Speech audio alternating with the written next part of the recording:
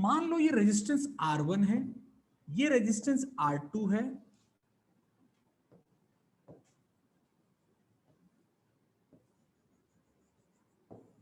ये resistance R3 है, ये रेजिस्टेंस R4 है, और ये सबके सब एक ज्वाइंट है एक आइडियल बैटरी से जिसका पोटेंशियल लेट से E है। ठीक है, ये बैटरी का पोटेंशियल कितना है? E है। कोई रॉकेट साइंस तो नहीं है, बोलो बच्चों।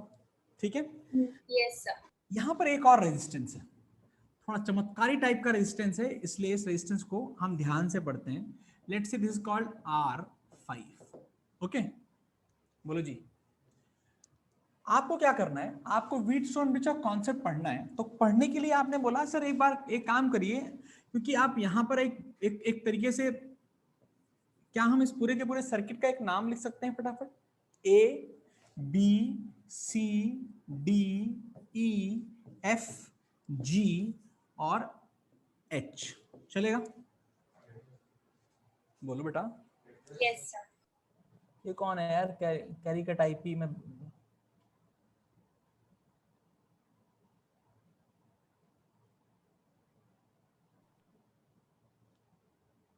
Please join with only your name. अगर किसी और नाम से आपने ज्वाइन किया मैं आपको अगली बार अलाउ नहीं करूंगा, ठीक है?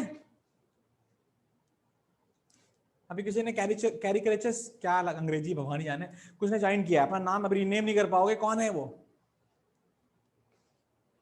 है कौन? मैं एक बार और पूछूंगा, कैरी करेचस कौन है भाई? चलो बाय सर, ये मेरे से गलती से हो गया। किसने नाम डाल दिया? नंदिनी है क्या? हाँ जी सर। हाँ, मुझे लग रहा था, मुझे कुछ ऐसी अंग्रेजी थी ना। तो बेटा हमने बोला भाई साहब कि व्हीटस्टोन ब्रिज क्या होता है, कुछ ऐसा दिखने वाला व्हीटस्टोन ब्रिज होगा। दो लीडिंग रेजिस्टेंस, दो ट्रेलिंग रेजिस्टेंस और उनके बीच में एक और रेजिस्टेंस। ठीक है जी, व्हीटस्टोन ब्रिज है ये। अब ये बैलेंस है कि अनबैलेंस है वो कहानी आगे पढ़नी है, कोई रॉकेट साइंस नहीं आता, समझ में आ गया है? लिखिए, the below circuit is called a standard Wheatstone bridge. Below circuit is called a standard Wheatstone bridge.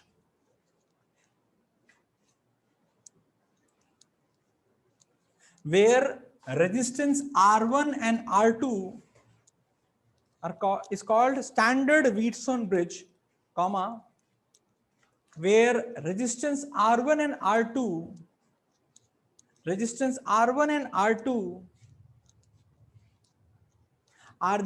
are called the leading resistance, and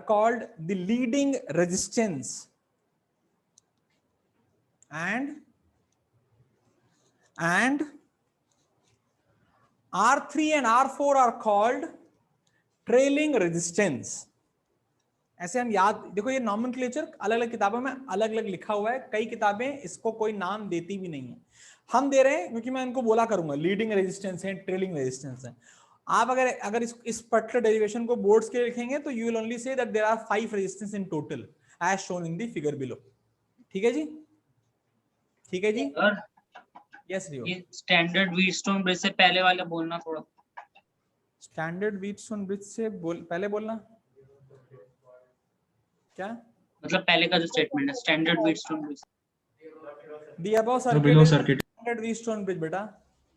ठीक है, अच्छा नेक्स्ट पॉइंट लिखेंगे, for a balanced Wheatstone bridge, for a balanced Wheatstone bridge, for a balanced Wheatstone bridge.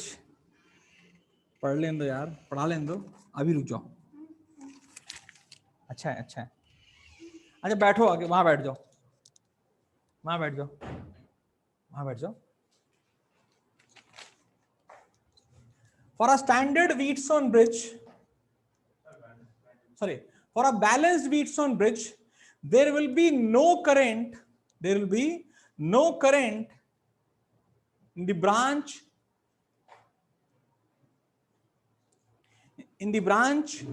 having resistance R5.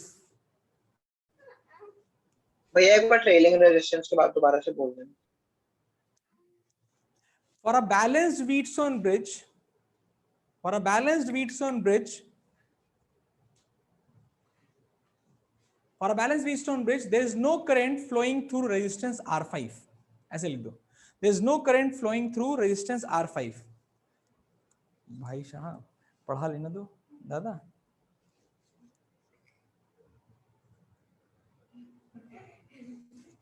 ठीक है, तो लिखो. अब हमें क्या करना है, R5 के अक्रॉस रेजिस्टेंस करंट नहीं फ्लो होना चाहिए. हमने कहा ठीक है भाई साहब, किरचॉफ्स वोल्टेज लॉ यूज करेंगे और ऐसा ऐसा फिनोमेना, ऐसा डेरिवेशन करेंगे जहां पर हम ये प्रूव कर पाए कि इस पर्टिकुलर ब्रांच में कोई करंट नहीं है. ठीक है जी, तो क्या रिकॉर्डिंग करेंगे? ऑन कर दो. अरे दादा ये हमारे क्या बताएं, रिकॉर्डिंग ऑन तो है यार, और कैसे रिकॉर्डिंग ऑन होगी. लिखिए, for balanced Wheatstone bridge,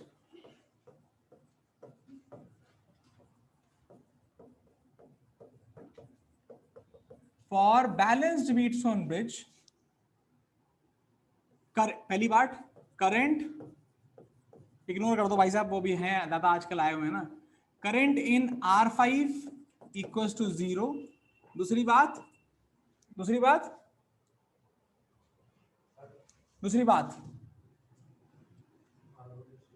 R1, अबे यार ऐसे मत करो Som, R1 upon R2 equals to R3 upon R4. हमें यही प्रूव करना है. ठीक है, हमें प्रूव करना है. चलिए शुरू हो जाइए. आपको ये प्रूव करना है कि R1 upon R2 is equal to R3 upon R4. ये हमने पढ़ा हुआ है लेकिन हमने प्रूव नहीं किया हुआ है. हमें प्रूव करने के लिए क्या करना है, हमें किरचॉफ्स वोल्टेज लॉ लेना है, किरचॉफ्स करंट लॉ. दो लॉ पढ़ाए मैंने आपको, एक किरचॉफ्स जंक्शन रूल और एक किरचॉफ्स वोल्टेज लॉ. यहां पर मान ले करंट I1. सो हम अब रुक जाओ, बट अभी पढ़ा लो, उसके बाद जाओ. अभी मैं पढ़ा लूं, जाओ अभी. अभी जाओ, मैं आता हूं थोड़ी देर बाद. हाँ बैठ जाओ. चलो, आपको क्या करना है, जो मैं दे रहा हूं साथ साथ करेंगे. करंट I यहां लो, यहां पे जाएगा मान लो I1. ठीक है जी, यहां पे जाएगा I माइनस I1. अगर इस ब्रांच में कोई करंट ही नहीं आना, तो अगर यहां I माइनस I1 आया तो क्या वही I minus I1, sorry I1 यहां चला जाएगा, और यहां से I माइनस I1 आया तो यहां I माइनस I1 जाएगा और सीधा मिलकर के यहां I आ जाएगा. आएगा कि नहीं आएगा, बोलो. Yes, sir. Yes, sir. अब आपको क्या करना है, किरचॉफ्स वोल्टेज लॉ लगाना है. There are how many variables, 1 और 2? कौन कौन से? 2. I and I1. Simply use I and I1, find I and I1 and you will be able to, जब I and I1 निकालोगे तो तुम्हें पता चलेगा कि R1 upon R2 is equal to R3 upon R5, R3 upon R4. अभी करो यार. अरे हाँ, इनको भाई साहब को समझा के आए.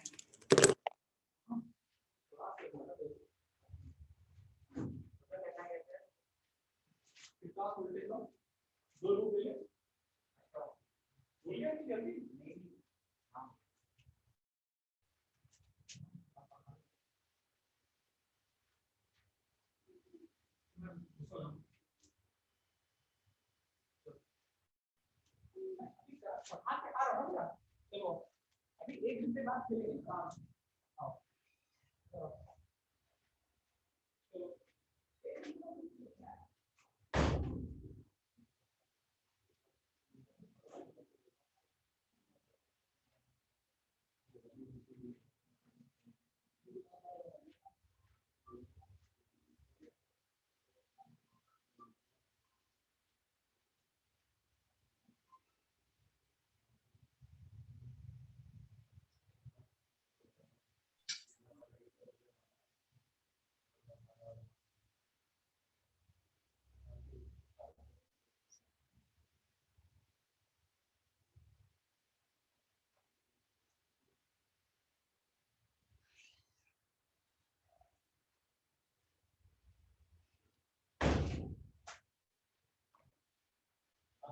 तो नया नया आया तो उसको ज्यादा है, कल ही आया वो.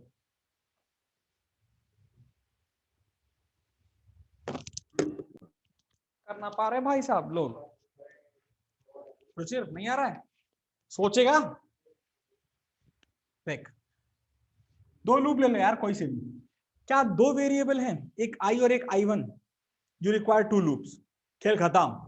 पहला loop A B C D E F G A पढ़ाया है सर जी, आपने ये पढ़ाया है, लेकिन ये भी पढ़ाया है कि यहाँ पर प्लस, यहाँ माइनस, यहाँ प्लस, यहाँ माइनस, यहाँ प्लस, यहाँ माइनस, यहाँ प्लस, यहाँ माइनस होना चाहिए बेटा, होना चाहिए। Yes sir. पक्का? अब लिखो लिखो VA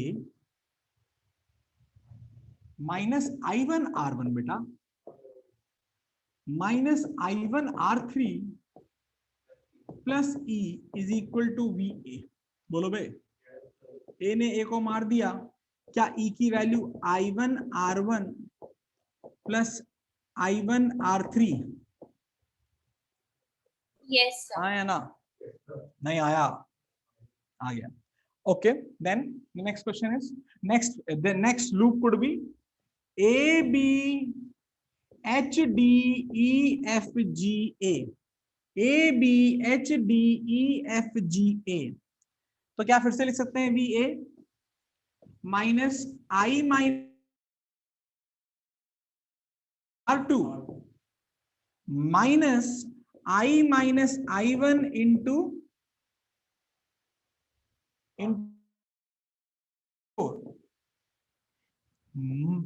plus E is equal to VA। फिर से हमें सब लिखना आता है आज की डेट में। कुछ कट रहा है? कट रहा है? ओहो, VA से VA कट गया कि नहीं गया बच्चा? चलो आओ फटाफट लिखो। दूसरी इक्वेशन को मॉडिफाइड वर्जन में लिखो। क्या E is equal to I minus I1 into R2 plus R4? बोलो मेरे बच्चों। And E Yes, was also equal to I1 into R1 plus R3। क्या ये दोनों थे कि नहीं थे? बोलो बोलो, क्या दोनों तरफ E है? क्या इक्वेट कर सकते हैं? तो करो फिर। अच्छा, कोई बात नहीं, इक्वेट करने से कोई फायदा नहीं हुआ।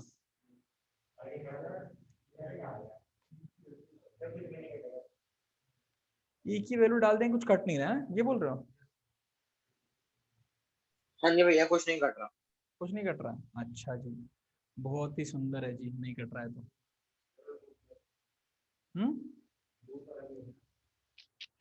कटेगा, कुछ ना कुछ तो कटेगा, ध्यान लगाओ। I1 उससे कोई फायदा नहीं होगा काटना और एक में E की वैल्यू डालना, बात तो एक ही है। लेकिन क्या I1 एलिमिनेट कर सकते हैं? Yes sir. कैसे? बहुत बहुत लंबा हो गया, लेकिन करो चलो। क्या E is equal to I R2 plus R4 minus I1 R2 plus R4 upon ये है E I1 R1 plus R3, यही है ना? कैसे कटेगा? इतना लंबा क्यों हो रहा है यार? सिंपल होना चाहिए था।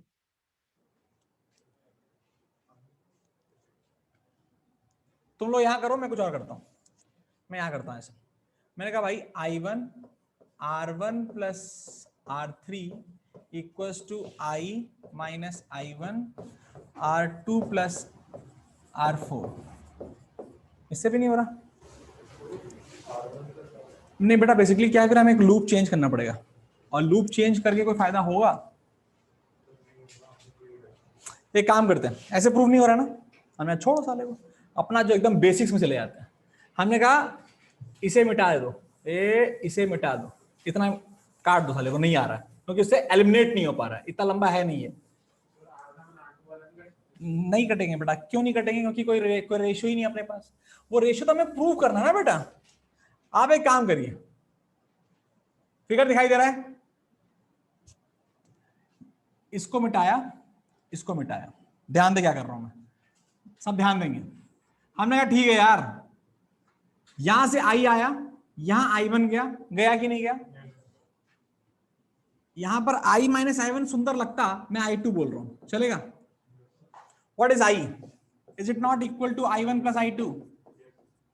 बोलो। Yes sir. I1 यहां आया, I1 ने बोला तुम्हें पता है कि कोई करंट नहीं जाएगा, लेकिन उससे प्रॉब्लम क्या हो रही है कि साला दो इक्वेशन ऐसी बन जा रही है जिनको सॉल्व नहीं कर पा रहे हैं। हम अज्यूम कर लें कि करंट जाता है और उसको बाद में क्या रख देंगे?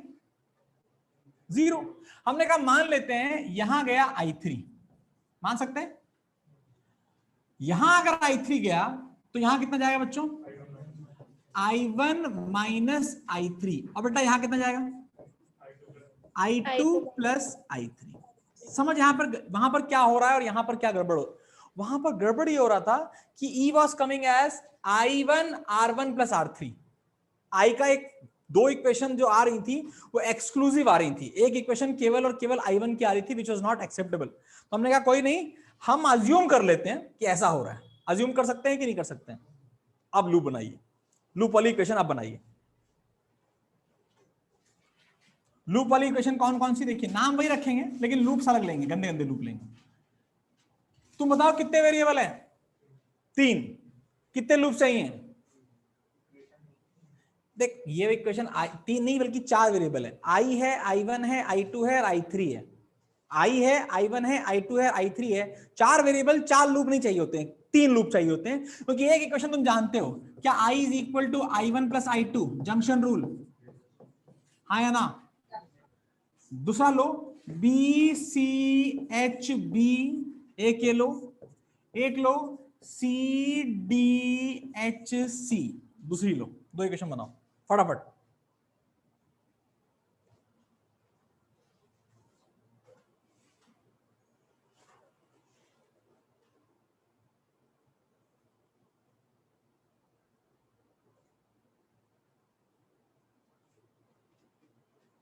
ठीक है, बताओ।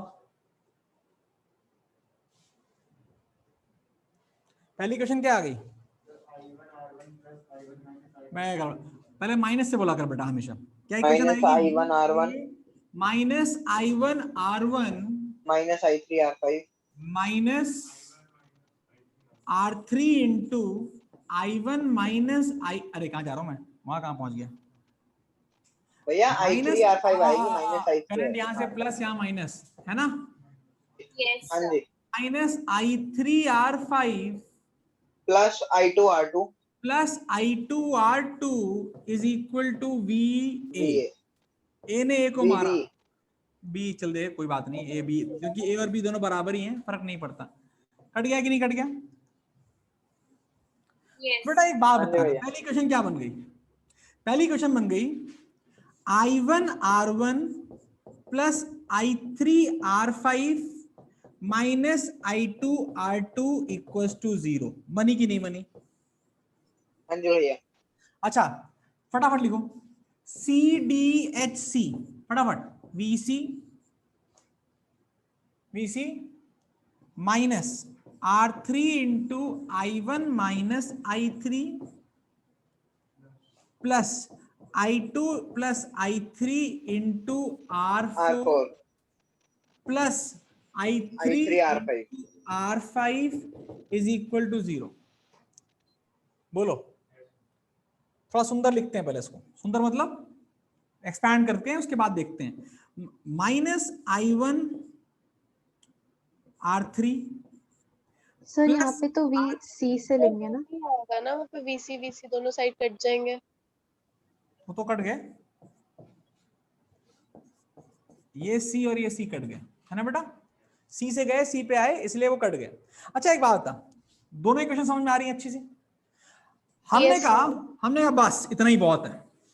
Equation number 2, for balanced Wheatstone bridge I3 must be equal to 0। होना चाहिए कि नहीं होना चाहिए? चलो रखते हैं। पहली क्वेश्चन क्या बन गई? I1 R1 minus I2 R2 equal to 0। बनी कि नहीं बनी? और यहां रखते हैं minus R3 I1 plus R4 I2 equals to 0। दो इक्वेशन बन गई कि नहीं बन गई?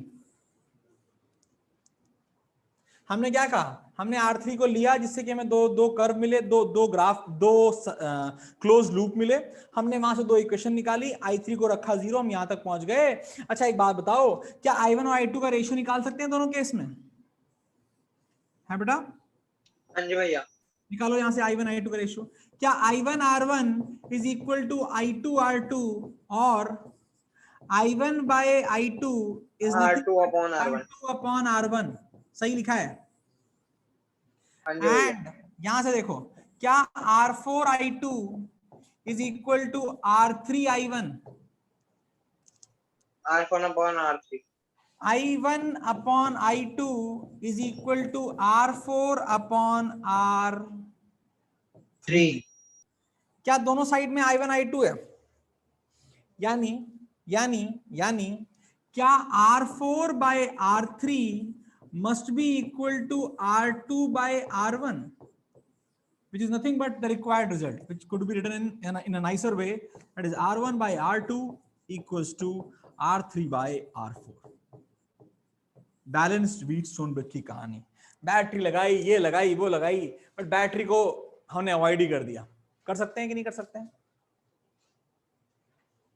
एक बार और बताऊं फटाक से पूरा? नहीं भैया आगे समझ में।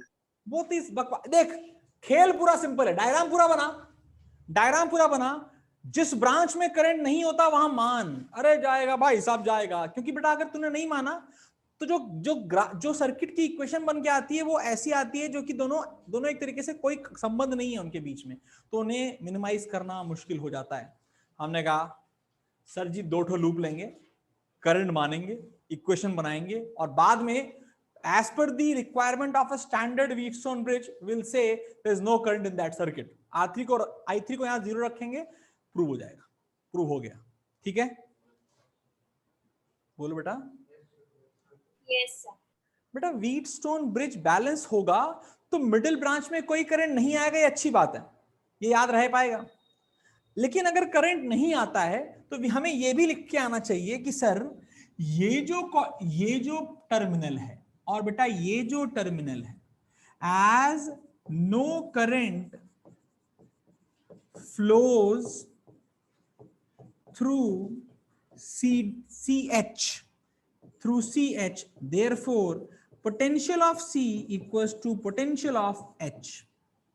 ठीक है जी, potential of C equals to potential of H।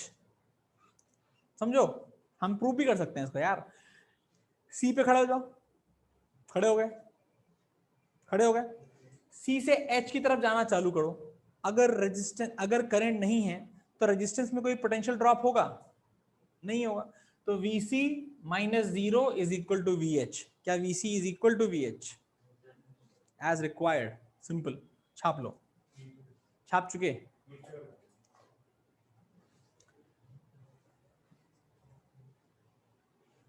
ठीक है, जल्दी कर लो बेटा। कई बार लोग क्या करते हैं, जब भी व्हीटस्टोन ब्रिज पढ़ाते हैं उसका एक मॉडिफाइड टाइप का सर्किट भी बनाते हैं, तो वो भी मैं आपके लिए बना दे रहा हूं, लिख लीजिए। बोर्ड्स में इसका क्वेश्चन आपको पूछा जाएगा, इस टाइप का क्वेश्चन। क्या करेंगे, ये वही पुरानी कहानी रहेगी, ये ऐसा, ये ऐसा, लेकिन यहां पर लगाएंगे एक बड़ा जानदार शानदार आइटम जिसका नाम है गैल्वेनोमीटर। ये R1, ये R2, ये R3, ये R4। ठीक है बेटा। और अगर हम इसके करस्पॉन्डिंगली क्या कर दें, यहां पर एक बैटरी लगा दें, सेल लगा दें, जो भी मर्जी लगा दें, तो हमें ये बोला जाता है प्रूफ करने को या एक्सपेरिमेंटली प्रूफ करने को कि अगर R1 और R2 का रेशियो R3 और R4 के रेशियो के बराबर हो जाए तो galvanometer will not show any deflection because current is not flowing through it.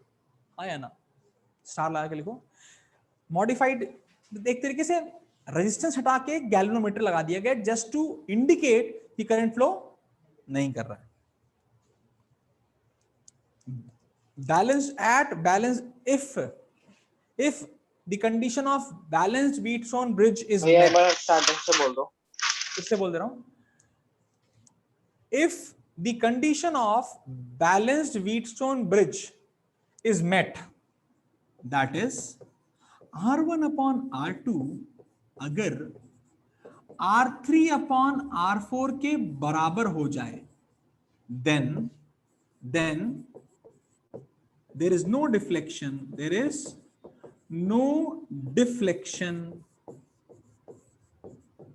in galvanometer. कोई रॉकेट साइंस तो नहीं है।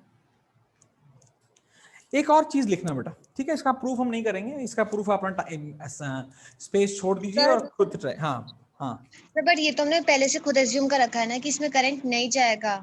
हाँ बेटा, तो मैंने कहा ना, ये ऐसा नहीं अज्यूम कर रखा है, मैंने कहा ना कि अगर कंडीशन मीट हुई तो, कंडीशन तो ये है ना बच्चे। यस सर, लेकिन ये प्रूफ कैसे हुआ स्टार्टिंग में कि करंट जाएगा ही नहीं अगर ये कंडीशन होगी तो? बेटा वो तो ऊपर हमने प्रूफ कर लिया ना ऑलरेडी। बट सर वो तो R1 R2 equals to R3 upon R4 proof किया है। तो ये भी तो R1 upon R2 equal to R3 upon R4 ही तो है। R5 तो कहीं दिखता ही नहीं है प्रूफ में, कहीं दिखा तेरे को R5 का कहीं पर भी इंडिकेशन या कहते हैं ना प्रेजेंस दिखाई दी तुझे कोई सी भी इक्वेशन में?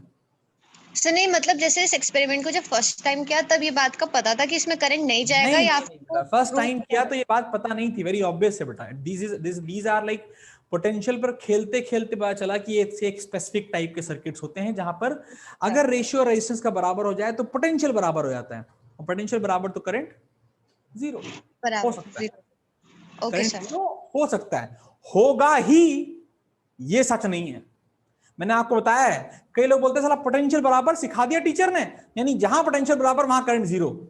ये रॉन्ग स्टेटमेंट है, काट दूंगा बेटा मैं, ठीक है। यहां देखो, मैंने बोला पोटेंशियल बराबर होगा तो करंट जीरो हो भी सकता है और नहीं भी, क्योंकि तूने नोटिस किया है और बचपन मतलब रिसेंटली पढ़ा हुआ है, अगर ये 10 वोल्ट है तो ये 10 वोल्ट की बैटरी, ये भी 10 वोल्ट, ये 0 वोल्ट, ये 0 वोल्ट, तो क्या यहां करंट फ्लो नहीं करता?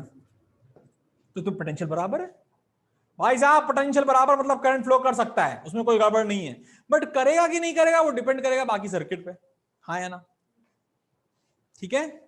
तो इसीलिए गैल्वेनोमीटर लगा करके हमने बोला देख भाई प्रूफ किया, R1 अपॉन R2 अगर R3 अपॉन R4 के बराबर है तो गैल्वेनोमीटर कोई रीडिंग शो नहीं करता है। और एक चीज एक्सीडेंटली प्रूव हुई, जबरदस्त चीज, लोगों ने यहां पे स्टार लगा के लिखेंगे, it is noted if the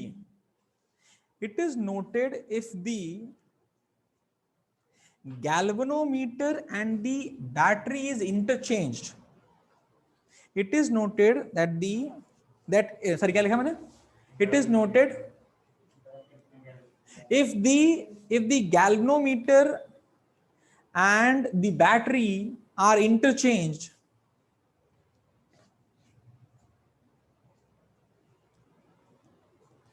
the Wheatstone bridge still remains balanced. The Wheatstone bridge still remains balanced. मतलब आप क्या करिए, गैल्वेनोमीटर उठाइए, यहां लगा दीजिए, बैटरी यहां लगा दीजिए, तब भी गैल्वेनोमीटर में कोई रीडिंग नहीं आती है।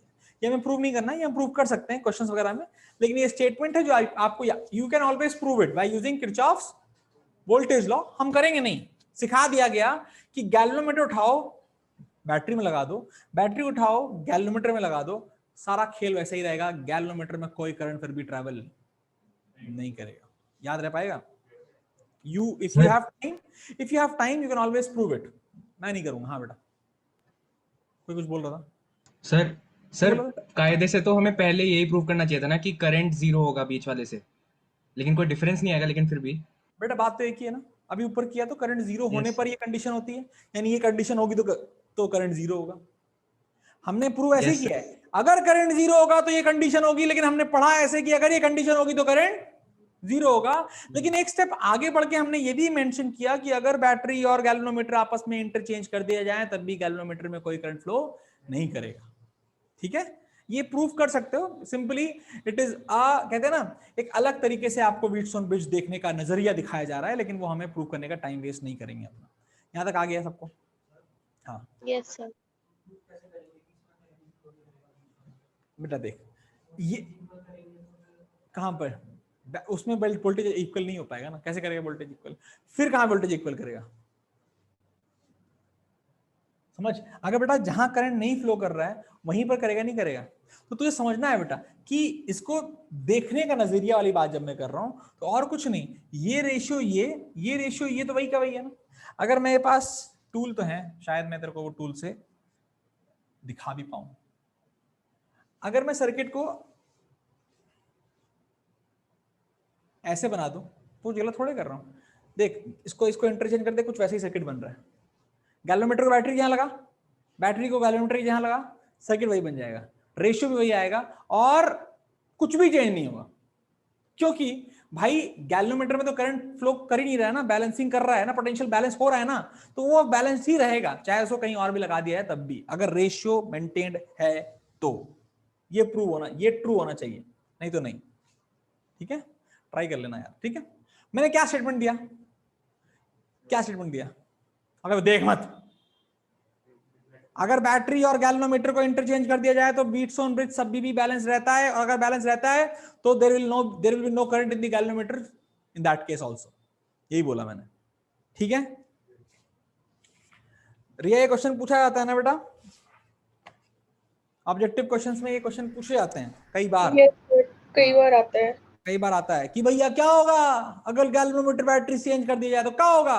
कुछ नहीं होगा, वैसे जैसा था वैसे ही रहेगा, कुछ चेंज नहीं होगा। बेटा इतनी कहानी के बाद हमने कहा व्हीटस्टोन ब्रिज के क्वेश्चन हमने कर रखे हैं, कराने की जरूरत तो नहीं है, बहुत क्वेश्चन कराए मैंने व्हीटस्टोन ब्रिज के। Yes sir. याद भी नहीं होगा लोगों को, याद है ना पक्का? Yes sir. चलो हम उस पे अभी अगर नहीं भी कराएं तो आप करा रखें, आप प्लीज रिफर कर लीजिए एक बार। अब अगला मुद्दा है मीटर ब्रिज। मस्त लिखवाऊंगा मैं अच्छा खासा, मीटर ब्रिज।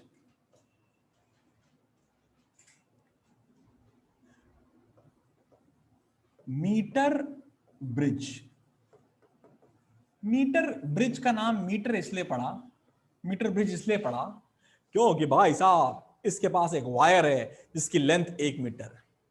नाम में इंपॉर्टेंस है भाई। मीटर ब्रिज का नाम मीटर ब्रिज इसलिए पड़ा क्योंकि इसमें एक वायर है जिसकी लेंथ कितनी है? 1 मीटर। तो हम इस क्या करेंगे, मीटर ब्रिज का कॉन्सेप्ट पढ़ेंगे। कॉन्सेप्ट ऑफ मीटर ब्रिज या पोटेंशियोमीटर इज सेम, बताएंगे डीएवी वाले, क्योंकि सारे पढ़ चुके हैं स्कूल में। डीएवी वाले, तू है डीएवी वाला? एमईटी मीटर तो एमईटीआर ही होगी। हाँ अबे एमईटीआर होगी कि मैंने गलत लिखा हुआ है?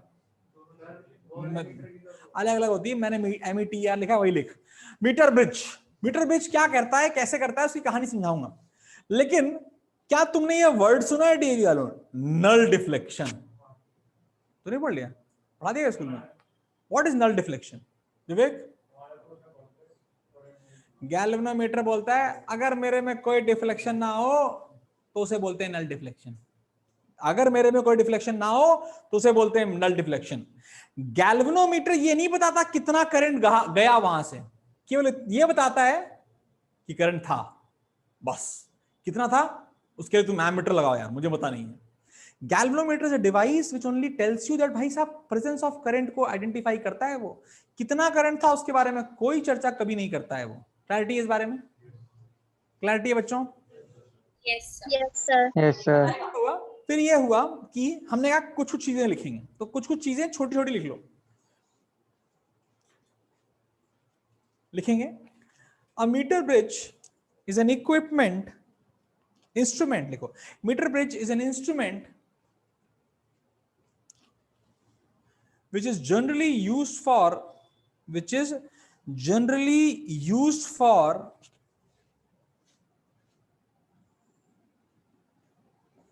calculation or generally used for finding the resistance of finding the unknown resistance will be the right word. It is generally used for finding the unknown resistance.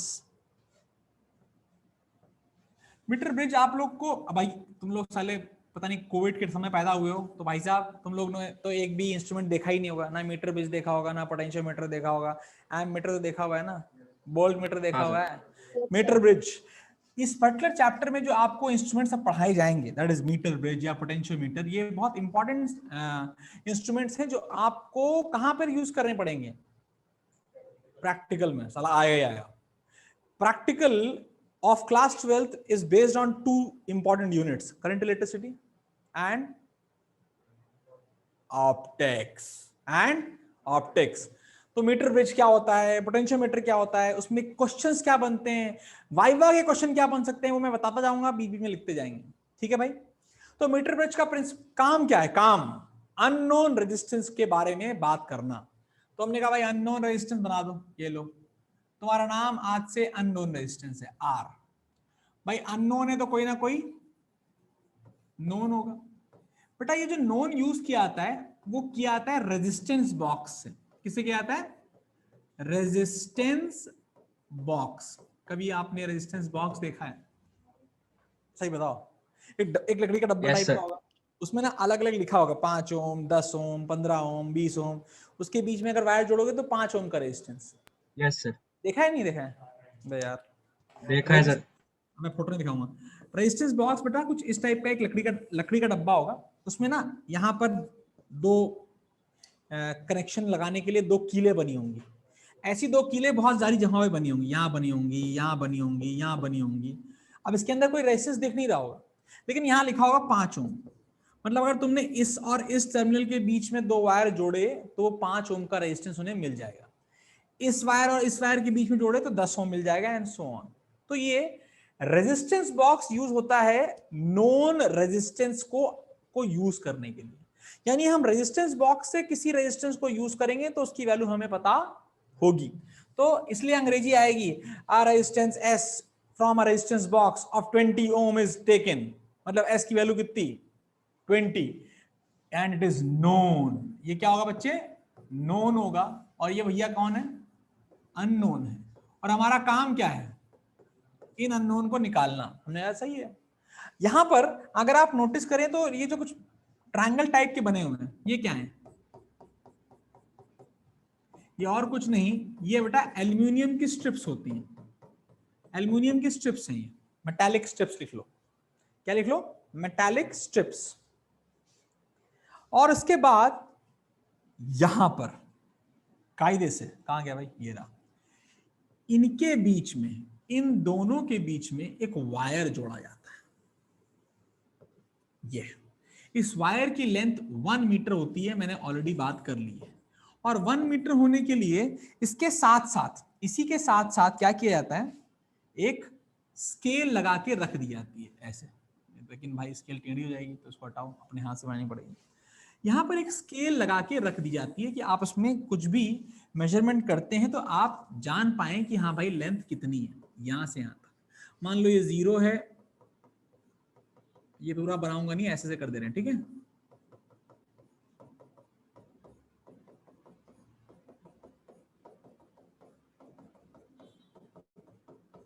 समझ में आ गया? This 100 centimetre. 100 centimetre is nothing but 1 metre. इसीलिए इसका नाम बेटा क्या है, मीटर ब्रिज है। यहां तक बन गया हो तो मैं आगे बढ़ूं। एस, ये रेजिस्टेंस आर, ये रेजिस्टेंस कैपिटल एस। ओके, ये जो वायर यूज किया है इसकी लेंथ आपने बोल दी, लेंथ है 100 centimetre. Area of cross section को ए बोला और रेजिस्टिविटी को रो बोला। एरिया ऑफ क्रॉस सेक्शन को ए बोला, रेजिस्टिविटी को रो बोला। कोई रॉकेट साइंस नहीं है, यहां तक समझ में आ गया है तो मैं आगे बढ़ूंगा फटाफट। बनाते रहो, मैं डायग्राम भी पूरा नहीं हो बच्चे। मैंने स्टेप्स में डायग्राम बताया है, आपको स्टेप्स में आना चाहिए। क्या स्ट्रिप्स समझ में आई, metallic strips? We should use metallic strips so that there is least amount of resistance during this path, because इसका रेजिस्टेंस हमें, अगर ज्यादा रेजिस्टेंस हुआ तो हमें एनकाउंटर करना पड़ेगा, हमें इनकॉर्पोरेट करना पड़ेगा। हमारा जो एक्सपेरिमेंट होगा वो बल्कि हो जाएगा, वो हमारा जो एक्सपेरिमेंटल सेटअप हो जाएगा उसमें एरर पैदा हो जाएगा। इसीलिए मेटालिक स्ट्रिप यूज की गई है कि मस्त करंट फ्लो करे, कोई रेजिस्टेंस उसको ना मिले। बट तुम सब जानते हो क्या इसका रेजिस्टेंस होगा भाई। यार कोई भी मेटल हो रेजिस्टेंस तो होना ही होना है। नेग्लिजिबल है, फर्जी है। आया कि नहीं आया? स्केल बनानी है यार, वेरी इंपॉर्टेंट है भाई, स्केल का पूरा खेल है। और क्या कनेक्टिंग वायर आपको कलर चेंज करके दिखाई दे ही रहे हैं, दिखाई दे रहे हैं। यहां पर आपको एक नोन बैटरी लगानी होती है, this is a known battery. I am using an ideal battery, क्योंकि आपके बोर्ड्स में आइडियल बैटरी ही दिखाई देगी आपके पास। लेकिन जब मैं पोटेंशियोमीटर पढ़ाऊंगा तो मैं आइडियल के साथ रियल बैटरी भी सिखाऊंगा, चलेगा। मान लेते हैं जो बैटरी आपने यूज की उसका पोटेंशियल V है, कोई दिक्कत तो नहीं है? No, sir. Okay, now there is one more very important thing जो हमने नहीं बनाई है, और उसका नाम है गैल्वेनोमीटर। क्या मेटालिक स्ट्रिप से जोड़ा गया है बीचों बीच, दिखाई दे रहा है। और मेटालिक स्ट्रिप्स के बाद गैल्वेनोमीटर के ही साथ में एक जॉकी लगा होता है। क्या लगा होता है? जॉकी। जॉकी और कुछ नहीं, एक तरीके की क्लिप है, जैसे कपड़े सुखाने वाली क्लिप देखी है आपने, वैसी ही लोहे की क्लिप, उसमें दांत होते हैं, दांत मतलब ऐसे होते हैं, तो वो वायर के ऊपर स्लाइड किया जा सकता है। कोई रॉकेट साइंस तो नहीं। ये जो एरो है that is jockey. Jockey is simply a clip which can be moved on that wire like anything, very smoothly. आराम से उस वायर के ऊपर रगड़ सकते हैं। रगड़ते नहीं है, नॉर्मली उठा के लगाना चाहिए, लेकिन हमारी आदत होती है उसमें घिस देते हैं हर बार, वो नहीं करना चाहिए। इट शुड बी अवॉइडेड, बता रहा हूं है। हाँ, कार की बैटरी में कभी बोनेट खोले हो तो दो कार की बैटरी पे आकर के दो ऐसे दो चिमटे से टाइप लगे होते हैं, जॉकी वही है। हाँ वही है। Basically it is used for quick, कहते हैं ना, quick connecting and detaching the loop. समझ आ गया? कोई rocket science? Sir audio video sync नहीं हो रही है। हाँ सर, ऐसा भी नहीं होता। अच्छा, ऐसा भी है आज? Yes sir. ऐसा क्यों हो रहा होगा बेटा? कुछ कांड हो रखा है यहाँ पे, देख वाईफाई भी नहीं चल रहा। अब हो गया शायद। नहीं, रुक जा एक सेकंड बेटा। हमारे बाबूलाल जो आए हैं ना, वो बड़े खतरनाक है। उन्होंने पूरा घर हिला के रखा हुआ है। यहाँ पे लैंड कनेक्शन चल ही नहीं रहा है, तो थोड़ा सा प्रॉब्लम हो रही होगी, बट मैनेज करते हैं। मैं अभी जाऊंगा नीचे, सही करके आ जाऊंगा। यहाँ तो कोई दिक्कत तो नहीं है? वाह भाई, हमने कहा इस जॉकी को मूव कर सकते हैं। मैं वायर के जो लोकेशन है उनके नाम दे देता हूँ, क्योंकि हमारे लिए आगे जरूरत पड़ेगी। हमने कहा भाई साहब, मान लेते हैं ये लोकेशन का नाम है ए, इस लोकेशन का नाम ए, इस लोकेशन का नाम बी, और लेट से जहां पर बैलेंस हुआ उसका नाम सी। और जहां से बैलेंस हुआ, मान लो अगर ये लेंथ x है, सेंटीमीटर में बात करेंगे बेटा, किसमें बात करेंगे? सेंटीमीटर में। अगर ये लेंथ x है तो बच्चे ये लेंथ कितनी होगी? 100 माइनस x होगी कि नहीं होगी? Yes sir. लिखते हैं the jockey is moved on over the meter wire, or simply wire. The jockey is moved over the wire and the galvanometer is so adjusted, and the galvanometer is so adjusted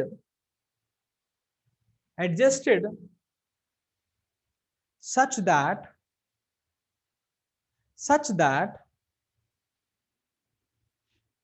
at point C,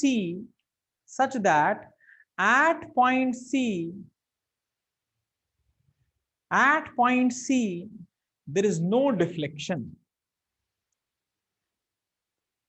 At point C there is no deflection. यहां पे हम लिख लेंगे star लगा के, C is called null point.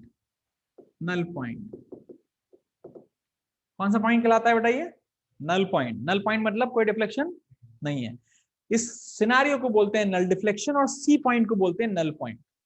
Null point वो point है जहां पर जॉकी से कोई करंट फ्लो नहीं कर रहा है। समझ में आया कि नहीं आया? अब तुम ध्यान से सर्किट को थोड़ा सा और इलैबोरेट करके देखो। मुझे एक बात बताओ, इस रेजिस्टेंस की लेंथ है, इस वायर की लेंथ है, इस वायर का एरिया है, इस वायर की रेजिस्टिविटी है, तो क्या रेजिस्टेंस का फॉर्मूला होता है is equal to rho L by A? होता है कि नहीं होता है? सब बोलेंगे ऑनलाइन वाले? Yes.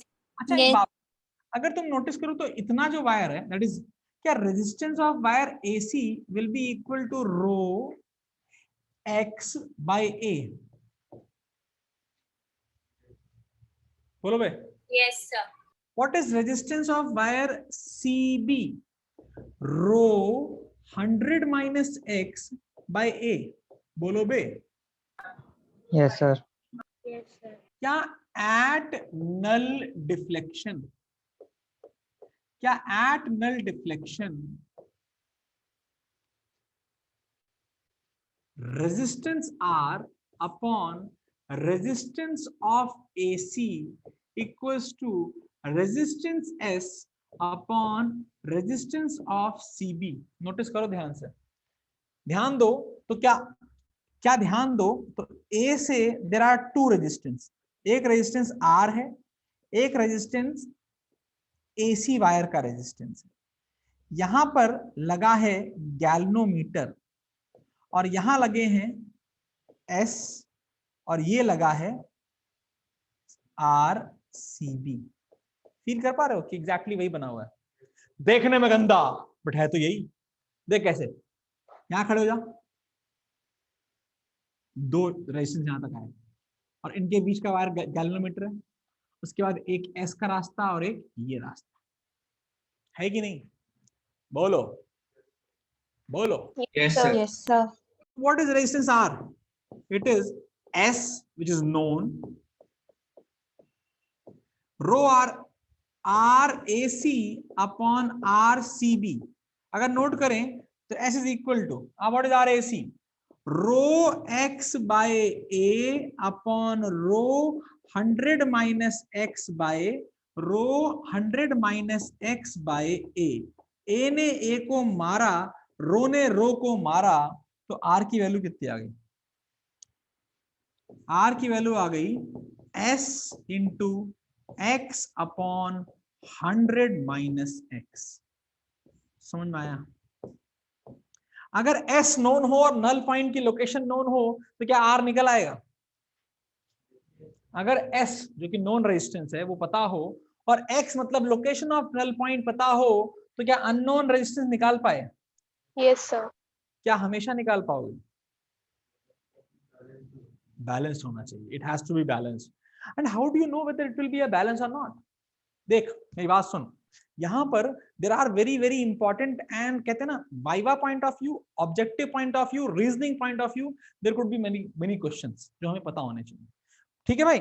तो हम यहाँ पर ये डेफिनेशन, ये डेरिवेशन समझ में आता है, हमें मजा आता है, बहुत बकवास डेरिवेशन है, लेकिन हमें यहाँ पे नोट्स बहुत सारे लिखने हैं क्योंकि हर नोट्स कहीं ना कहीं किसी ना किसी रीजनिंग में, किसी ऑब्जेक्टिव क्वेश्चन में आपको हेल्प करने वाला है. पहला नोट, पहला नोट बेटा क्या है? देखो बेसिकली जब भी आप मीटर ब्रिज यूज करेंगे, बनाएंगे, तो तेरे पास मीटर बॉक्स, एक रेजिस्टेंस बॉक्स होगा, उसमें से तू एस कोई सा भी चूज कर सकता है यार, कोई तुझे रोक नहीं सकता. तू एस कोई सा भी चूज कर सकता है. कर सकता है कि नहीं कर सकता है? कर सकता है ना? मेरी बात सुन, मान ले मैं तुझे बता दूं रो कितना है, लेंथ तुझे पता है 100 सेंटीमीटर, एरिया बता दूं, तो क्या तू रेजिस्टेंस ऑफ वायर निकाल सकता है? यस, 100% श्योर आप निकाल सकते हैं. मैंने तुझे दिया, मैंने तेरे को बता दिया कि भाई साहब जो ये वायर लगाया गया है इसका रेजिस्टेंस टोटल रेजिस्टेंस 200 ओम है. कोई रॉकेट साइंस? मैंने आपको बोल दिया भाई जो वायर लगाया गया है मीटर वायर, उसका पूरा रेजिस्टेंस 200 ओम है, और तुम गए और तुमने एस की वैल्यू ले ली 220 ओम. तुम गए और तुमने एस जो नॉन रेजिस्टेंस है उसकी वैल्यू तुमने ले ली 220 ओम. कुछ प्रॉब्लम हो जाएगी. क्या प्रॉब्लम हो जाएगी? Basically you will never get a null point भाई साहब, you will never get a null point. Why you should understand it? See, अगर ध्यान सुनना तो पहले लिख लेते हैं. देखो 200, मैंने कहा 200 के ऊपर कुछ भी ले ले, 201 ले ले, एक थोड़ा सा आगे ले ले, तू बैलेंस पॉइंट नहीं ढूंढ पाएगा. तो लिखते हैं, पहले लिखो. मैंने कहा ना नोट्स में पहला पॉइंट लिखो, precautions of using metre bridge. पहला पॉइंट है precautions of using metre bridge.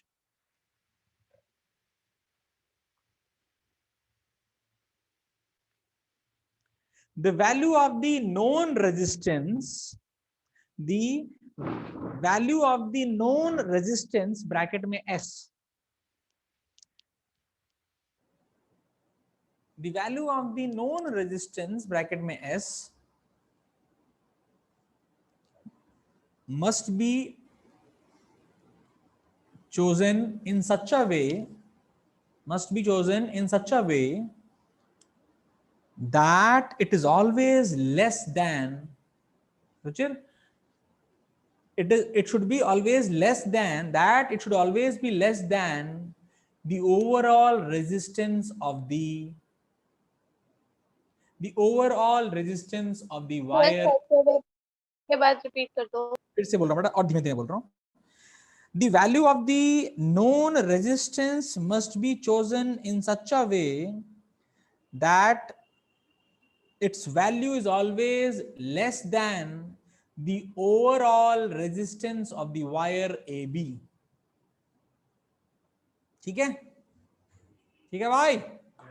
दूसरी बात, अब एक्सपेरिमेंट हमें कैसे पता चलेगा भाई? कई बार हम प्रॉब्लम हमें सर नहीं, हमको देखना ही नहीं है, हमको नहीं देखना कि एस कितना लिया हमने। मैं बार बार नोटिस करूं, फिर पहले रेजिस्टेंस ऑफ वायर ढूंढूं, पहले तो मुझे रेजिस्टेंस ऑफ वायर ढूंढना पड़ेगा, उसके बाद जब मैं वैल्यू निकालूंगा उसके बाद मैं कैलकुलेशन करूंगा उसकी आर रेजिस्टेंस ऑफ वायर की, उसके बाद मैं मीटर बॉक्स से चूज करूं कि भाई साहब वो कम होना चाहिए, तो साला 15 मिनट तो इसी में घुस जाएगा। हाँ या ना? कोई शॉर्ट ट्रिक होनी चाहिए यार। ऐसे ऐसे हो गया, ऐसे ऐसे कैसे होगा? ध्यान सुन, तेरा जो गैल्वेनोमीटर है वो बड़ा काम का चीज है। गैल्वेनोमीटर केवल डिफ्लेक्शन ही शो नहीं करता, वो ये भी शो करता है कि करंट यहां से यहां गया कि यहां से यहां गया। जैसे कि ये 0 है, अगर करंट इस डायरेक्शन में फ्लो कर रहा था ऐसे दिखाएगा, और इस डायरेक्शन में फ्लो कर रहा था इस तरीके से दिखाएगा। This is a very crude definition, ऐसा सच में नहीं होता। ये डायरेक्शन ऑफ करंट से नहीं, ये बहुत कुछ पोटेंशियल के डिस्ट्रीब्यूशन से भी है, तो हम उसमें नहीं घुसेंगे, ये फील करने की बात है। अब गैल्वेनोमीटर को पकड़ लिया हमने, कहा भाई देख नल पॉइंट तेरा होना चाहिए, अगर तेरा नल पॉइंट नहीं हुआ तो मैं सॉल्व नहीं कर पाऊंगा क्वेश्चन। हाँ या ना? यस और नो? कुछ नहीं करना। गैल्वेनोमीटर को पकड़ो, उसका जॉकी पहले एक बार ए पे लगाओ, लगा लिया? बोलो यार, ए पे लगाया, मान लो जॉकी ए पे लगाया और ये सुई इधर घूम गई, चलेगा? Yes sir. Yes sir. अब लाओ साले को बी पे लगा दो, अब बी पे लगाया और सुई इधर ही घूम गई, मतलब नल पॉइंट कभी नहीं आएगा। नल पॉइंट तो यहां आना है ना, अगर ये यहां से यहीं तक घूम रहा है, यहां तो कभी नहीं आने वाला ना। नल पॉइंट लेने के लिए क्या करना पड़ेगा? ए पर अगर इसका डिफ्लेक्शन इधर है तो बी पर इसका डिफ्लेक्शन ऑपोजिट होना चाहिए। ए पर इसका डिफ्लेक्शन अगर इधर है तो बी पे किधर होना चाहिए? इधर, अपोजिट।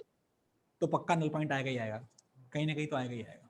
ये सुन, तो ये होता नहीं तब है जब एस बैलेंस हो जाए। एस की वैल्यू जब वायर के रेजिस्टेंस से कम होगी तभी डिफ्लेक्शन दो अलग डायरेक्शन में आएंगे, और जब दो अलग डायरेक्शन में आएंगे, अगर ये ए पे इधर है और बी पे इधर है तो कभी ना कभी तो यहां आया होगा ना। बोलो यार। Yes sir. Yes sir. Star लगा के लिखो सर। लेकिन ऐसा क्यों होता है कि एस की वैल्यू कमी होगी तभी होगा? हाँ मैं बता रहा हूँ बेटा, रेशियो बेटा, it is all about ratio, you have to find this upon a part of this. ठीक है? अच्छा सर, समझ रहा है? रेशियो 1 से कम हो जाता है बेटा नॉर्मली। Yes sir. तू रीडेबिलिटी कम होती है, बहुत सारी और प्रॉब्लम्स होती हैं, मैथमेटिकली तुम प्रूव भी कर सकते हो प्रॉब्लम्स क्या होंगी, लेकिन मैं तो समझा दिया कि ऐसा हो रहा है क्योंकि जब तक डिफ्लेक्शन, अगर एस की वैल्यू ज्यादा बड़ी हुई ना तो कभी भी बैलेंस व्हीटस्टोन ब्रिज बन ही नहीं पाएगा, देख ले करके, कभी नहीं बन पाएगा। तू समझ मैं बोलना आया था, मैंने बोला भाई ये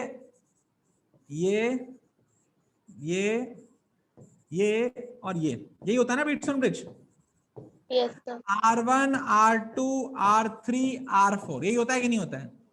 क्या R1 into R4 should be equal to R3 into R2? Sir full screen नहीं दिख रही। हाँ, क्या ये R1 upon R2 is equal to R3 upon R4 का मतलब है R1 into R4 is equal to R2 into R3? Yes sir. Yes sir. हमने कहा एक बात बता भाई साहब, R2 plus R4 की वैल्यू कुछ है, ठीक है, और भाई साहब R3 बोलते हैं हम सबसे बड़े, इन दोनों से बड़े हैं, यानी अगर R3 की वैल्यू R2 plus R4 से ज्यादा बड़ी हो जाए तो इक्वालिटी साइन लाना बहुत मुश्किल हो जाएगा। सीधी सी बात है यार, it is a practical problem, it is a basically a practical problem जो नोटिस हो की जाती है, बस और कुछ नहीं। समझ रहे हैं?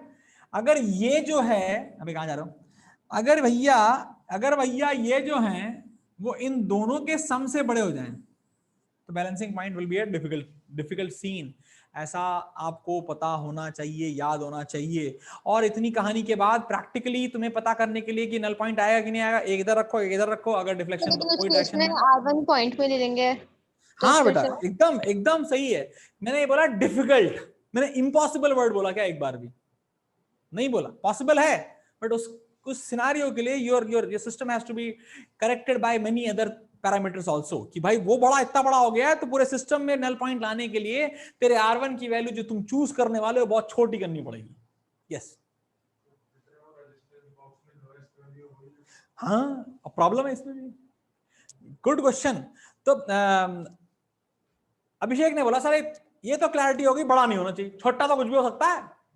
ही इज राइट बेटा, जितना छोटा होता जाएगा ना, अब ये सारा डिफ्लेक्शन लेना है, छोटा हुआ ना तो डिफ्लेक्शन क्या होगा 0.5 सेंटीमीटर पे आने लगेगा, रीड नहीं कर पाएगा तो इट शुड बी कुछ ठीक ठाक हो यार, रीड करना आसान हो ना। जब ये ज्यादा बड़ा होगा तो डिफ्लेक्शन इधर शिफ्ट होगा, जब ये छोटा होगा तो डिफ्लेक्शन इधर शिफ्ट होगा। अगर तूने बहुत छोटा यूज कर लिया तो हो सकता है तुम्हारा जो रीडेबिलिटी है वो कम हो जाए, तुम पढ़ ही ना पाओ कि वैल्यू कितनी आ रही है। समझ रहा है? ये सब कुछ प्रैक्टिकल है, इसलिए मैं बोलूंगा कि अगर किस्मत ने तुम्हारा साथ दिया और तुम्हें मीटर ब्रिज या पोटेंशियोमीटर यूज करने का मौका मिला तो भाई साहब सही से यूज करना। ऐसा खेलना मस्त, कोई दिक्कत नहीं है, कभी इधर टच करके देख लिया, कभी इधर देख लिया कि वैल्यू में क्या चेंज आ रहा है। क्या सर ने जो बताया था कि एस को मैं बड़ा ले लूं, अब साला बड़ा लेने का मतलब जितना सबसे बड़ा हो यूज कर ले, पक्की बात है वायर के बाहर चला जाएगा तो डिफ्लेक्शन पॉइंट नहीं मिलेगा।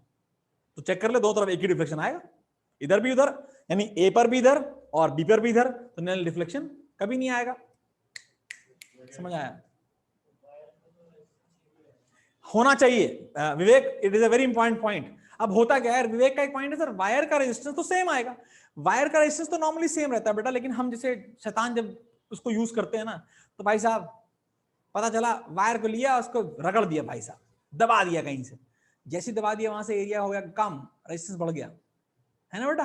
तो normally it is a precaution कि जो जॉकी है उसको आराम से यूज किया जाए, ऐसे ऐसे रख करके।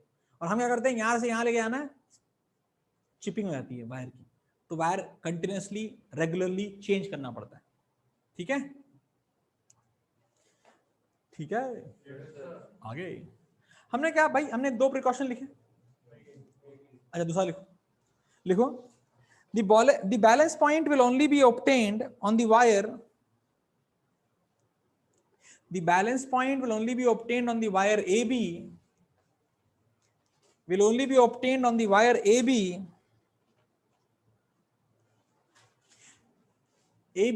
if galvanometer shows opposite deflection, if the galvanometer shows opposite deflection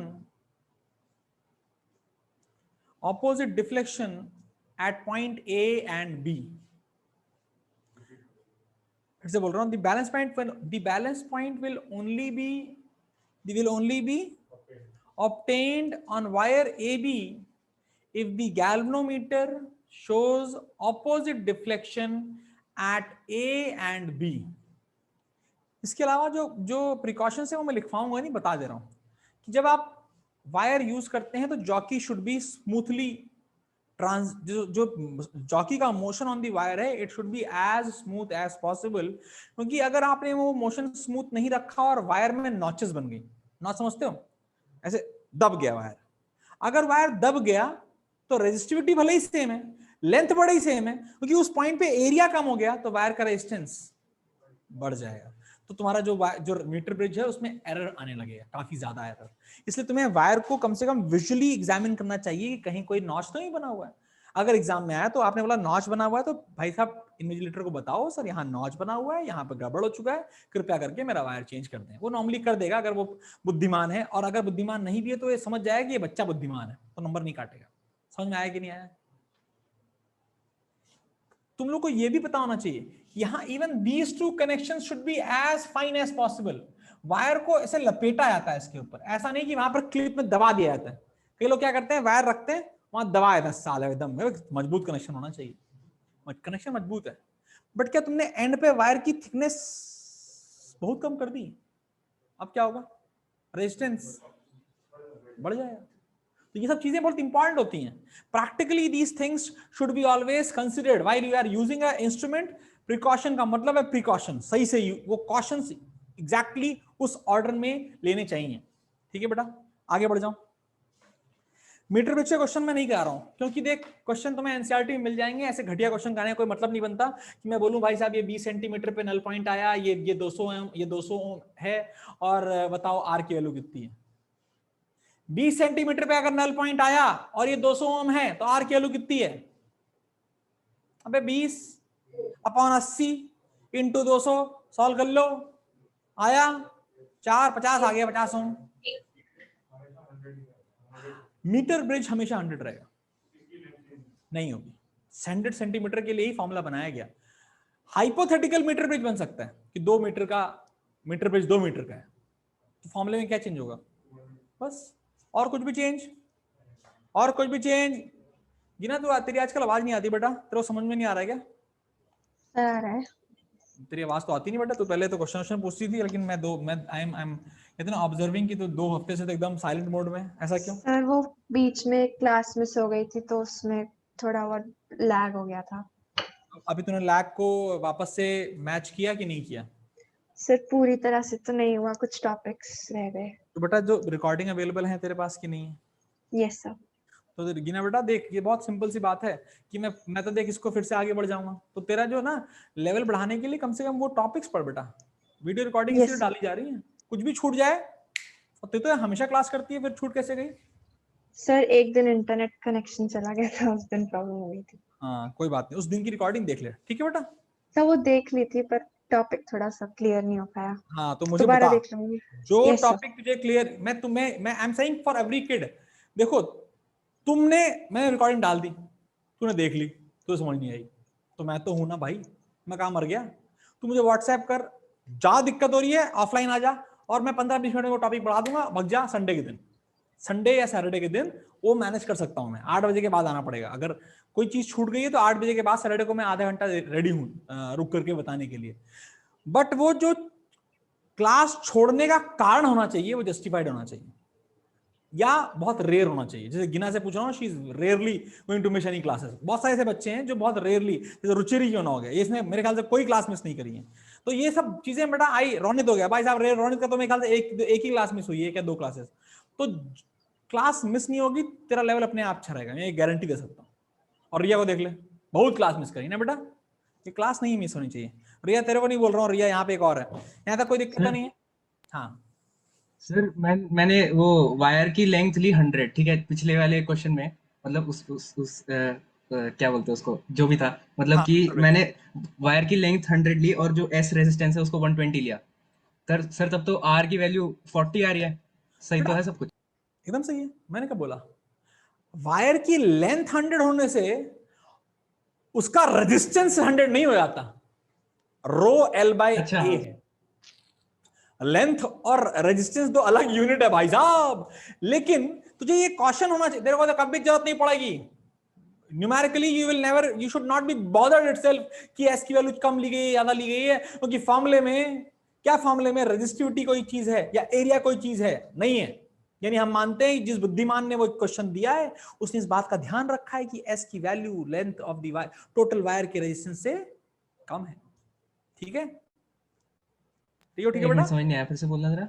फिर से बोलता हूं, practically you need to understand कि एस की value, resistance of S that is ohms में, should always be less than the resistance of the total wire. अब wire का resistance बेटा उसकी लेंथ से संबंध होता है, उसे निकालना पड़ेगा ना। मान ले 100 सेंटीमीटर का वायर है, रेजिस्टिविटी 1.2 इंटू 10 की पावर -11 है, और एरिया ऑफ क्रॉस सेक्शन 10 की पावर -4 है, उससे रेजिस्टेंस निकलेगा वायर का, समझ रहे हैं? Yes sir. नहीं, resistance of wire is rho L by A. नहीं सर, हाँ, रो समझ दे गया। दूं, ए दे दूं, एरिया लेंथ तुझे पता होती है, तो ये सब तुझे करना पड़ेगा प्रैक्टिकल में।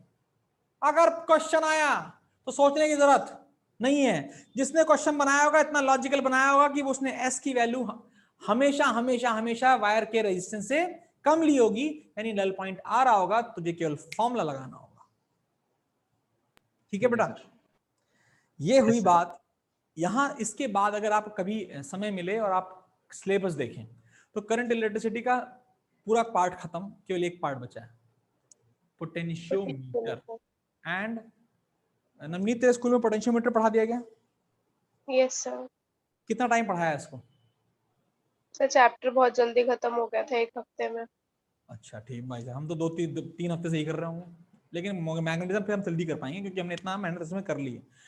लेकिन पोटेंशियोमीटर एक ऐसा टॉपिक है जो काफी इंपॉर्टेंट है भाई साहब, मतलब like it is like 4 number का बोर्ड में एक पेपर में क्वेश्चन आना है तो पोटेंशियोमीटर से आना ही आना है, तो आप देख लीजिए। Potentiometer is a very important instrument. हमें क्या करते हैं, पोटेंशियोमीटर की कहानी पढ़ लेते हैं आज, लिख भी लेते हैं, या तो मैं कहानी जो लिखनी है वो भेज दूंगा, चलेगा? थोड़ा फास्ट हो जाएगा। और कहानी में 2 चीजें, बेसिकली किसी भी इंस्ट्रूमेंट में 2 पार्ट होते हैं, एक तो कंस्ट्रक्शन, एक उसका principle. Construction and principle of a potentiometer are quite interesting, जबरदस्त इंटरेस्टिंग है।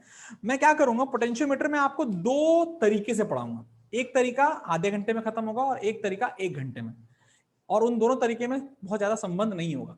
जो आधा घंटा पढ़ाऊंगा that will be board level, जो बोर्ड लेवल में किताबों में है सब कुछ, और जो 1 घंटा उसके बाद पढ़ाऊंगा वो मैं बोर्ड लेवल के साथ साथ जितने भी बोर्ड में क्वेश्चन आए हैं, अब मैं सब तो नहीं रास्ता, because if you go and see the last year questions of current electricity, हर साल में एक क्वेश्चन है, किसका? पोटेंशियोमीटर का, लेकिन वो रिपीटेशन है, एक ही टाइप का क्वेश्चन बार बार बार बार बार बार।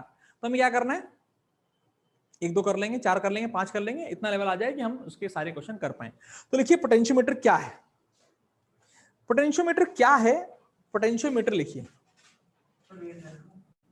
हाँ पहले वो तो मांगो।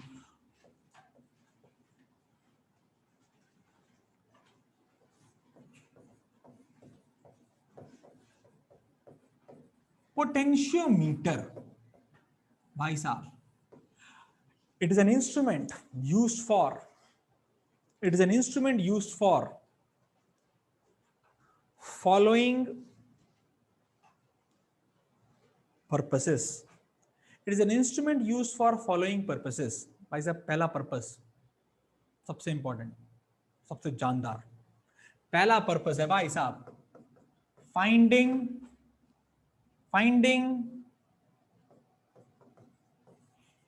EMF of a cell, EMF of a cell, और दूसरा finding internal resistance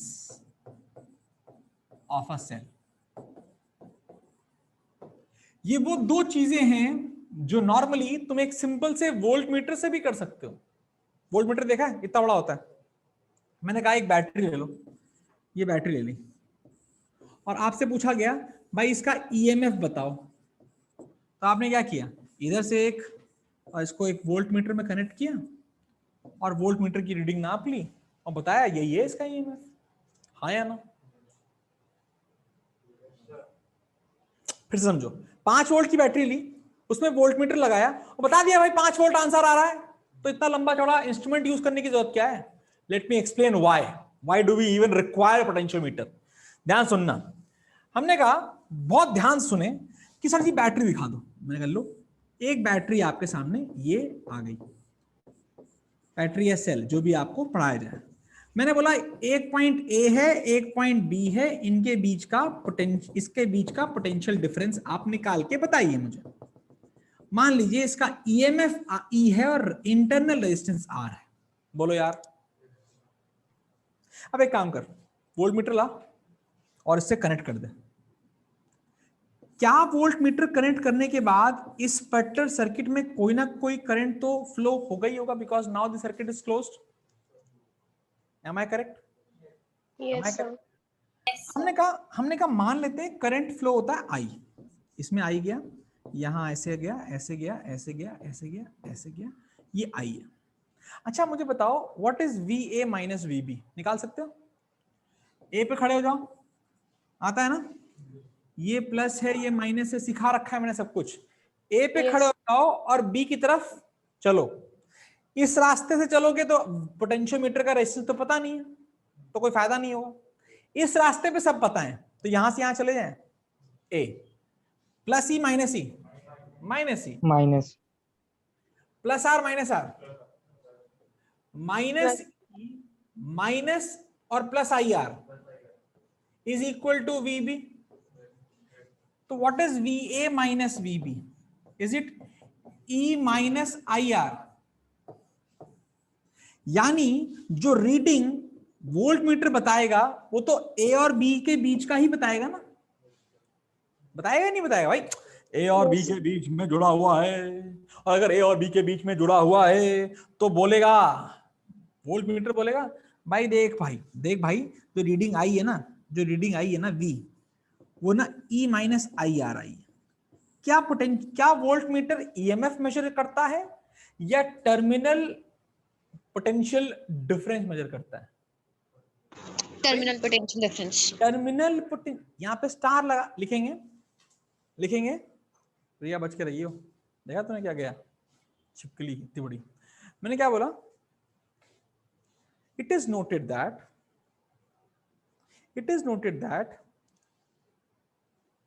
an obvious choice to find EMF, sir एक बार रिपीट कर दो। हाँ बेटा, it is noted that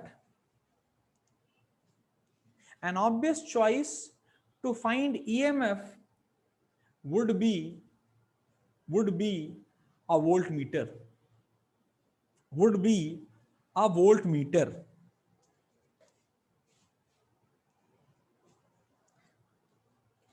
comma, however it can be shown as below,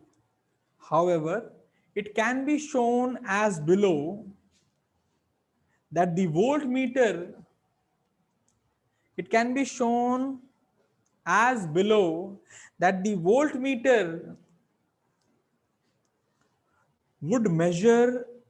would measure terminal potential difference.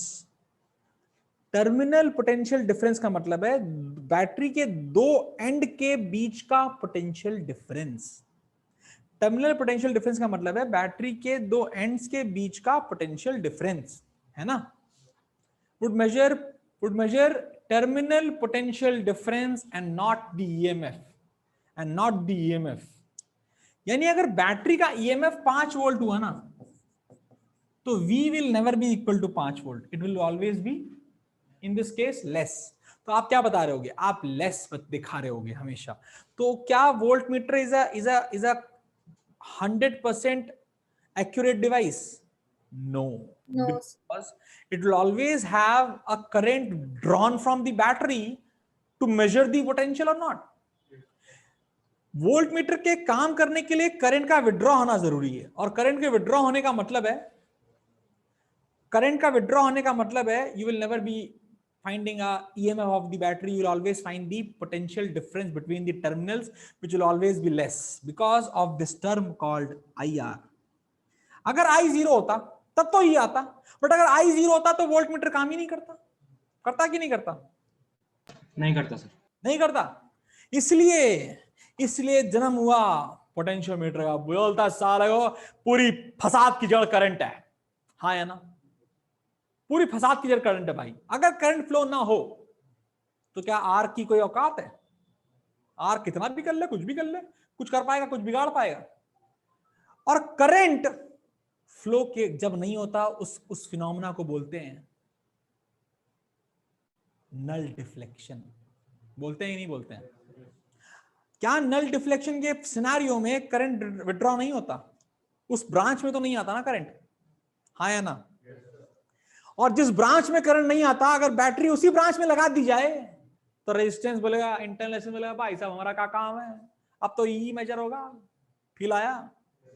तो potentiometer लिख देंगे, ये लिखोगे जो ये अंग्रेजी बनाई है ना, ये लाइन ये जो एग्जांपल बनाया है वो लिखोगे तो याद रहेगा कि भाई साहब हाँ, V is not E, it is E minus IR।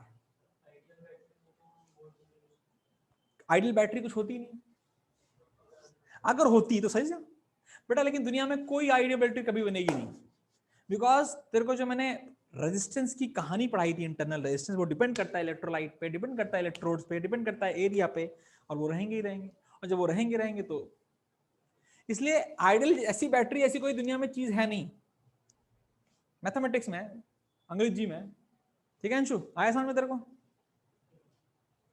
हल्का फुल्का, ज्यादा तो नहीं आया हुआ, तूने ऐश करी ना बहुत मस्त वाली 2 महीने, ठीक है। मतलब मैं अभी 20 तारीख तक अलाउ कर रहा हूँ लोगों को ज्वाइन करने के लिए, उसके बाद अलाउ नहीं करूंगा। तो तेरे को अभी 20 तारीख तक पूरी इलेक्ट्रिसिटी पढ़नी है, मैं तेरे को ऐप से एक्सेस दिलवा दूंगा, पूरा पढ़ के बैठो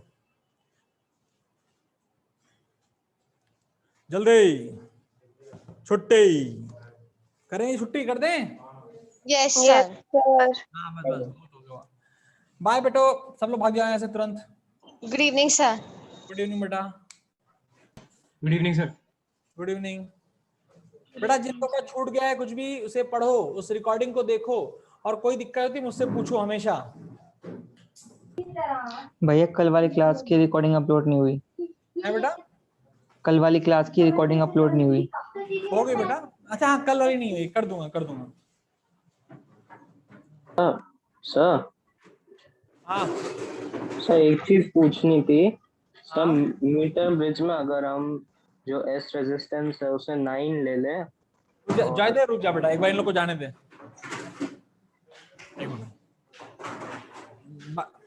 एक मिनट रुक जा दे।